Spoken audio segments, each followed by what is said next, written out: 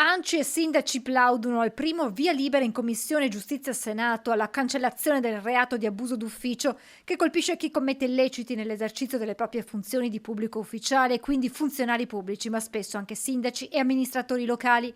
Nonostante le richieste di modifica del Presidente della Repubblica Sergio Mattarella, la maggioranza e Italia Viva hanno approvato l'articolo 1 del DDL Nordio, contrari PD, Movimento 5 Stelle e Alleanza Verdi e Sinistra.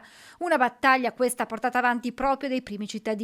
Il presidente ANCI Veneto Mario Conte ricorda che furono proprio lui e il presidente ANCI nazionale Antonio De Caro a presentare le preoccupazioni dei sindaci al ministro della giustizia. E non chiedevamo di essere esentati dalle responsabilità, perché noi siamo i primi a volere le responsabilità e siamo i primi a dire che chi sbaglia deve pagare.